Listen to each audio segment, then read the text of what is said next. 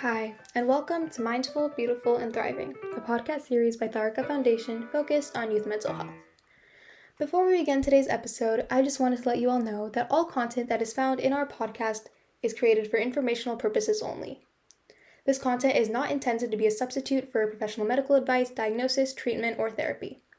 Always seek the advice of your physician or other qualified health provider with any questions you may have regarding a medical condition, and never disregard professional medical advice or delay in seeking it because of something you have heard in this podcast. Thank you so much, and without further ado, let's get started.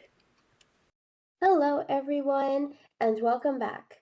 We've heard a lot about AI, but we talk less about the science behind it and the psychology of why we use it the way we do. We're constantly told it's the future, but we rarely stop to ask, how can it actually serve our human needs, rather than just distracting us? To really understand the bridge between our minds and these powerful technologies, I wanted to sit down with someone who doesn't just study the code, but with someone who actually has the human experience behind it. Today, we're joined by an incredible guest, Dr. Ashish Mehta, whose work examines exactly this. He earned his PhD in psychology from Stanford and researches on how AI can support human well being, emotional regulation, treat common challenges, and how AI can be used with purpose. Welcome, Dr. Mehta. Thank you very much for having me. Let's start with your journey. What intrigued you about AI and psychology, and why did you choose specifically to study the intersection between these two? Yeah, so I initially started my research career more in traditional psychology. So as you mentioned, I did my PhD in psychology, and for most of my PhD, I was interested in emotions, how people regulate their emotions, people's awareness of their emotions, things of that nature. But throughout that time, I just found myself to also be consistently drawn to the kind of data science aspect of psychology research. There's a lot of math and statistics and data science that can get integrated into psychology research. And as well as being sort of in like a hobbyist way interested in AI and kind of doing some AI projects. So towards the end of my PhD, especially, and as I was transitioning into my role now, which is a postdoc, which is basically like it's a research role that you get after a PhD. I wanted to basically shift my focus and think about what do we know from psychology that we can use to improve the kinds of interactions that we have with AI. And as I look at the field of AI, I see a lot of opportunities for thinking about how psychology can make the experience of using AI better for people. I see, yeah. I think it's great. Like you had interest in AI and like coding, like you mentioned, and then also like you were getting your PhD in psychology. And so like combining the two on like examining how do we currently interact with AI, but then like how can we also improve that? And that's what our podcast today and our next podcast we're doing together is going to focus on.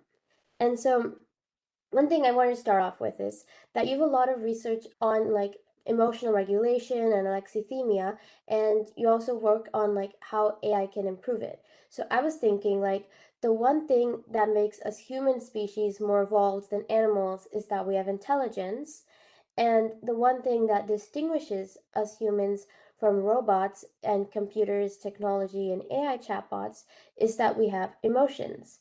So, since AI technologies don't have emotions, how do we turn to these man made emotionless creatures for help in alexithymia and emotional regulation?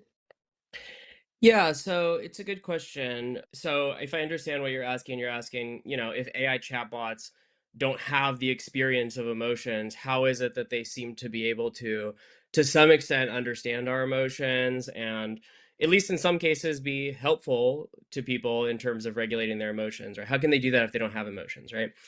And the answer to this, I think, is the same reason why we're able to do science on emotions, right? And that's that even though emotions are kind of these internal subjective experiences that we have, emotions do follow patterns, right? And so, in principle, anything that follows patterns can be learned, whether that means it's learned by people doing science or whether that means it's learned by intelligent machines. Now, you might say emotions follow patterns, but these are patterns of the experiences we have, right? So emotions are, something you feel, and so how is it that a machine could learn about your experience? Well, another thing about emotions and maybe about humans in general is that we're highly social creatures. Our emotions actually are serve a lot of social functions. We communicate about our emotions quite a bit to one another. And one of the main ways, not the only way, but one of the ways that we communicate emotions is through language. And so the consequence of that is that there's just a lot of information out there about emotions that takes the form of language. And that information has been used to, that data has been used to train models. And so, in some sense, they understand the patterns and mechanisms that underpin the way our emotions work insofar as they have a lot of textual information about them. Now, that doesn't mean that they have the firsthand experience of having emotions, right? So the machines arguably will never be able to have the subjective experience of having emotions, but that doesn't preclude them from just knowing a lot about emotions and potentially more than some people might know. I think, yeah, you broke that down really simply, that like AI models, they can understand patterns, and that's why they're like trained for that, and that's why they can do coding and math. And our emotions and like the way we react and behave are mostly patterns unless we break them. And so if an AI can just understand the patterns that and the habits that we have, then they can understand and sometimes give us solutions. And so I do want to get onto the solutions part a little later. So I was wondering, since we humans always want things to go easily, simply, and most importantly, we want them to follow the plans that we've made in our mind. So when a problem or a conflict arises that takes too much thought and consideration to solve, we often just immediately turn to someone for answers. And now that we have AI chatbots, it's so much easier. All we do is just type our question. When we when we share our story with the AI or we ask it for solutions, we're most of the time just giving it our perspective and our biased story. So then the AI ends up just affirming what we want. It's kind of like an echo chamber. So why do we just turn to AI for the validation of you're right? Yeah, so why do people turn to AI? I think there's several reasons for that. So there's a few kind of buzzwords floating around related to this topic that I can share with you. So one is this idea of cognitive offloading, right? And what cognitive offloading means is basically cognitive offloading just refers to any case where you use some external tool to do something that you would have otherwise done with your cognition, right? So for example, using a calculator is cognitive offloading. Using Google Maps is cognitive offloading because you don't have to figure out the directions yourself, right? And that can be attractive to do cognitive offloading because as humans, we're sort of hardwired to not expend needless effort in general, right? We try to do things in ways that don't involve us expending a lot of energy that we don't need to expend, right? So that makes it attractive, I think, to offload tasks that you have to do, whether those are sort of like more like work tasks, right? Like doing coding or something, or like doing your homework assignment, or even like emotional tasks, right? Like regulating your emotions, right? Like trying to manage your emotions, as you can think of that as like a emotional task you're doing. Since we tend to be inclined to try to do things in ways that require less effort of us, it makes it a very attractive option to turn to AI. Now, you also mentioned another thing which I think is relevant, which is this risk that in some cases AI can be kind of like overly validating, right? Or people use the term, another buzzword, right, that people use is sycophantic, right? And that tends to refer to people use this word to refer to when AI is, as you say, like overly validating or flattering or like excessively uplifting. And I think this then taps into another kind of human need that we have, right? Which is this need to feel relationally supported and to feel relationally accepted and to feel like we matter and we're competent, right? These are all needs that we have as humans. And so if the AI is kind of offering you that in a way that requires very little effort, then this creates a strong pull for people to want to use it in that way. Does that make sense? Yeah, and yeah, my question had like two parts, and I think you answered them like really nicely. That like that AIs, it's so easy to turn to them and ask them for solutions because we just want to do, like you said, like cognitive offloading. So we just want to make the AI do all the thinking, so we just sit there, which is why like in obviously like this like problem solving scenarios, but also in other times when we like hit a stump in like we're solving a problem or like a math question or like trying to write something and it's so easy to just go and ask ChatGPT to write the essay, write the paragraph rather than actually thinking through and doing it. Hmm. And then second part my question asked was like around why do we keep asking AI for like validation, which you mentioned is like a human need that we just want to feel secure and validated, like what we're feeling is okay. And when we go to humans and they might have their own opinion, someone has their own opinion, and so that like clash or like disagreement or like difference of opinion, I think is a better word, then that kind of makes us feel like, oh, they don't think what I'm saying is right, or and leads to invalidation. And AI just is like an echo chamber, it's an affirmation machine. It just says, you're right, you're right. And that's why we tend to go to them for validation. Yeah, nice summary. Thank you. And going back to like the first part of my question, in psychology, we talk about the growth zone, that space where things are difficult but not impossible. So if AI is designed to make our life fictionless by giving us instant answers and summaries, are we accidentally stripping away the specific kind of mental friction that we need to actually mature and develop our own personalities, but also develop the intelligence that the assignment's asking? Yeah, I think this is a really astute observation, and I like you bringing in what you've called the growth zone. Some people also call like the zone of proximal development, which is another term for it.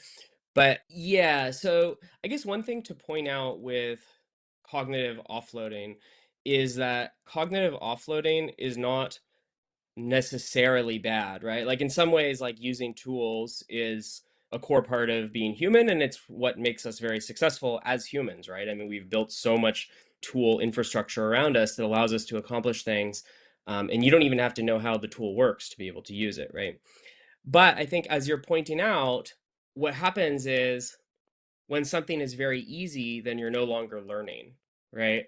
And so you kind of have to be selective and think about what is the tool accomplishing for you? What is the skill that it's doing for you so that you don't have to do it, right? Because when you make it frictionless to say receive like social validation, you may be losing out on the skill of like building a relationship with someone, right? So I think that you're pointing to a really important tension here, which is that when you make things too easy, right? You're outside of that what you've called the growth zone. You're maybe in the too easy zone and you're no longer learning anymore. So I think people you want to be really mindful about like what are the abilities that you might be losing by offloading to an AI. And and in some cases it may be okay, and in other cases it may be less okay. Yeah, I think the zone of proximal development was like a good good thing to bring up. Like I remember learning and it's if something is too easy then you don't learn, but if something is too hard you don't learn and you need like the good middle part to like actually be able to learn. And Yeah. like you said, that when we ask AI to do something or we ask it to simplify it, then we're making it too easy and we're not actually learning. And that's why I feel like we think that, oh, okay, AI is supposed to make our lives easier, but it's not supposed to take away the learning, which Hmm. is like a difference and like a line that's kind of hard to see. Yeah. Yeah, and I feel like that's why a lot of like different AI tools, they're here for like project management, planning, but not doing like the actual core work that's needed to be done. I might be wrong. I mean, I think there are lots of AI Yeah. tools, and people are trying to continue to make AI tools that that do the work, right? Mhm. And the thing is that the right way to use AI is not just a matter of what task you're trying to do. It's a matter of who you are and what your goals are and what you should be learning, right? So the thing is that if you're a software developer that's working in a company, it may be perfectly okay to have a agent that goes and, writes a whole script for you, makes a whole application. But if you're a student, then that's going to be counterproductive towards the goals of actually learning. And the fact is, when you're an adolescent, or even like as a young adult, much more of your energy should be devoted towards learning and developing skills than producing output, right? Like, I know it can be the incentive structure is not set up in that way, so it feels like what you really need to do is produce output, but really what your focus should be is on learning. So I think that there are a lot of tools that kind of will do the work for you. And I think for students especially, but really for anyone, you want to be thoughtful and mindful about what are your goals and to what extent do your goals involve learning or maintaining the ability to do different kinds of things. Yeah, and I think that reminds me about this new phrase that's coming up called like AI psychosis, which is the idea of over relying on AI tools can like can lead to cognitive decline. So, kind of relating to what we're talking about, if we outsource all our critical thinking and do like cognitive offloading onto these chatbots, then what's going to happen in the long term to our brain and our development, especially for us adolescents who are still developing our brains?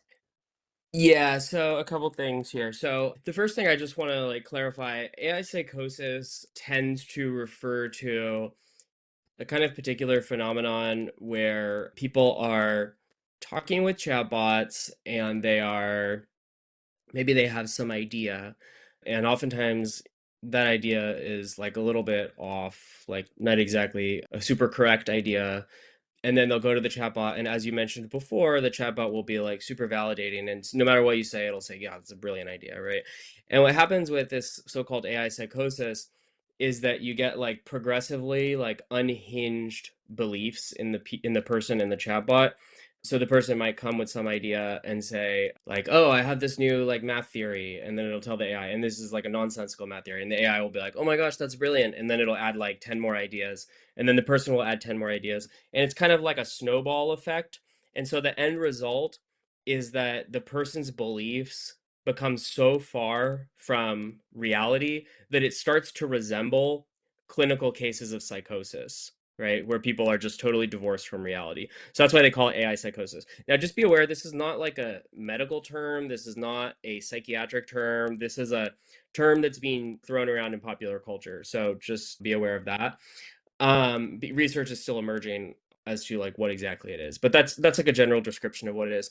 I think this is related, but not exactly the same as I think what you're asked, the second part of what you're asking, which is like, what risks does AI pose on development? Was that what the last part of the question is, if I understand correctly? Yeah, yes, and Yeah. thank you for like correcting the definition of AI psychosis. I think the way you described it made more sense that it's like you go for an idea and then it just creates this whole bubble of illusion and you aren't quite living in like the real world, you're just living in a whole different world. Yeah. But yes, my second question was more on the lines of if we keep using AI over and over again and we keep doing this like cognitive offloading, then what's happening to like our brain development, especially for the young brains that are still developing? Yeah. Yeah. So I can't speak from the perspective of like us having a bunch of research on this, because obviously this technology is like totally new and the research isn't there. I mean, there hasn't even been time yet to see how a child that grows up with AI, like what does that do to their development, brain and psychological, right? But I can say some things that I think are plausible hypotheses that arise from what we do know about development. So first is, I think one of the biggest things that stands out for me is um, the impact that AI could have on adolescents' development of their like relationship skills. So one thing that I find to be concerning is these AI companions, and that could be in the form of like an AI companion, like that's like a designed to be an AI companion, or it could also just be like ChatGPT if you're using ChatGPT as an AI companion, right? And one thing I find disturbing about this as it relates to development is that adolescence is a time when you are learning your how to interact in a social world. You're learning how to build relationships. You're learning how you fit within social structures. You're learning how to deal with conflicts with other people in adult ways. You're learning how to deal with discomfort and being able to work through discomfort in order to maintain a relationship, right? And adolescence is this really unique, critical period for learning these skills. Now, let's say you go to an AI and you have an AI companion, and that's kind of like filling in the role of the relationships that you would be building as an adolescent, right? The problem is that the AI friend or companion or whatever that you have doesn't behave in the same way as real people. And so you're not learning the skills that you need to interact with real people, right? The AI companion, first of all, it doesn't have any needs of its own, it doesn't have any emotions of its own. So you never have to learn how to be empathetic. If you have a real friend, you have to have empathy for that friend, right? Your friend will give you empathy and concern, and you need to have empathy and concern for your friend. That's not the case for AI, right? AI is not going to judge you, which can make it attractive, right? Because it's like, oh, it's not going to judge you. But there's value in learning how to be vulnerable to trusted friends even though it's uncomfortable. So you're paying a cost in that there's discomfort and making yourself vulnerable by feeling like you could be judged. There's that cost, but then there's a big payoff because relationships, I mean, what we know from decades and decades of work in psychology, relationships are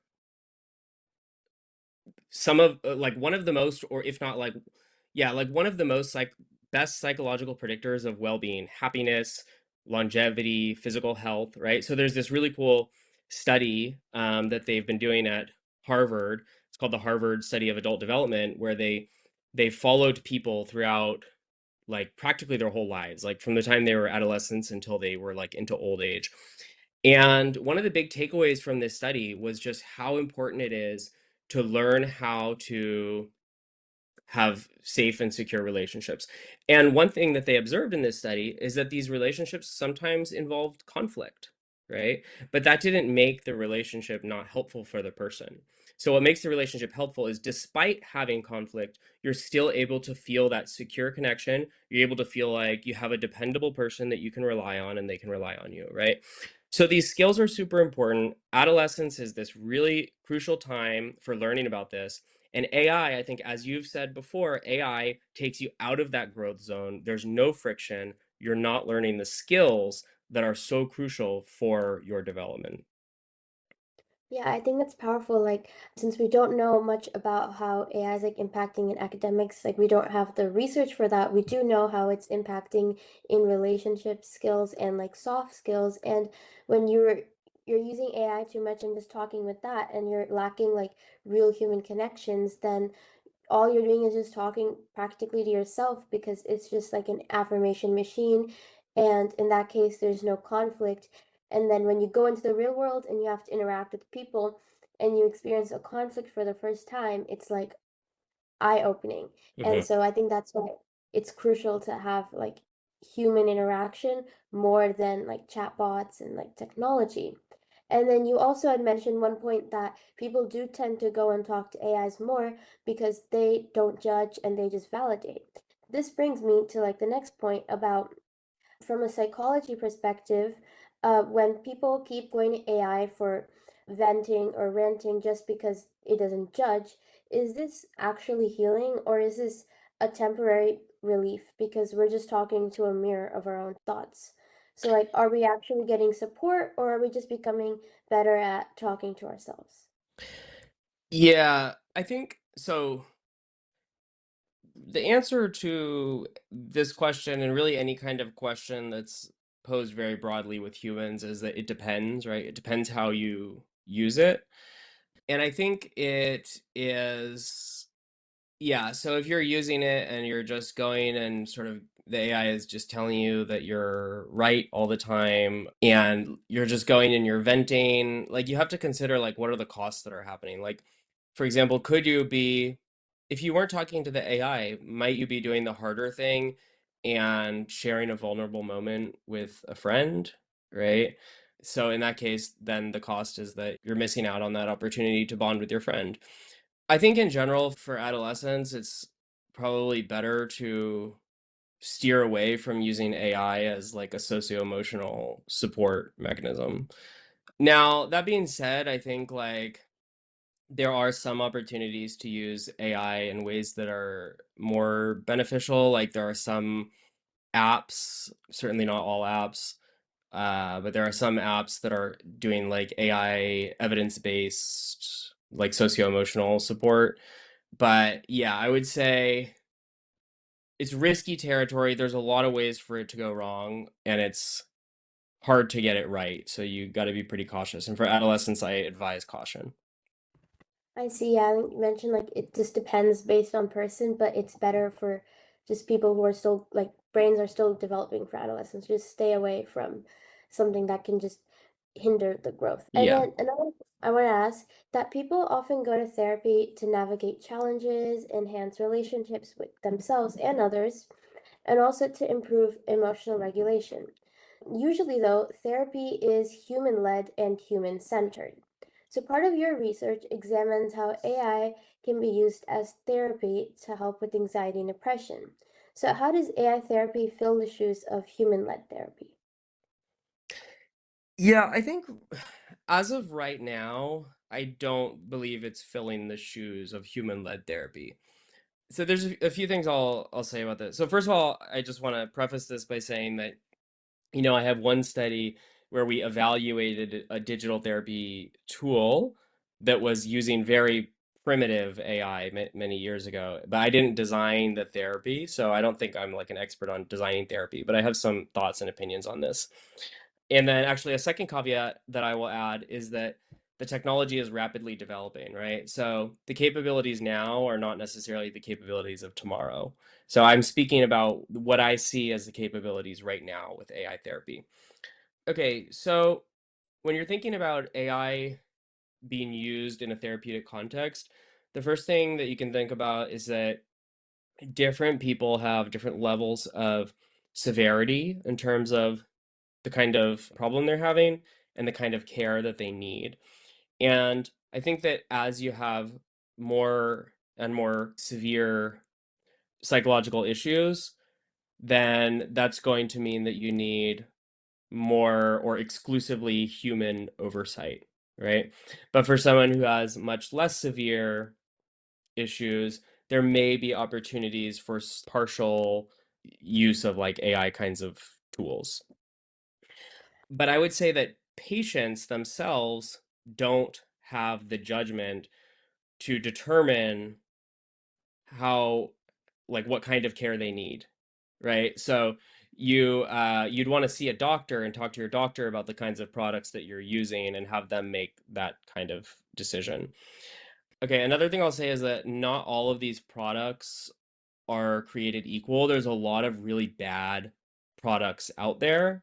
So I have colleagues that have done work on this and looked at like the span of the kind of products that are advertising themselves as therapy that are using AI, and most of them or a lot of them are like really bad and not based on evidence at all.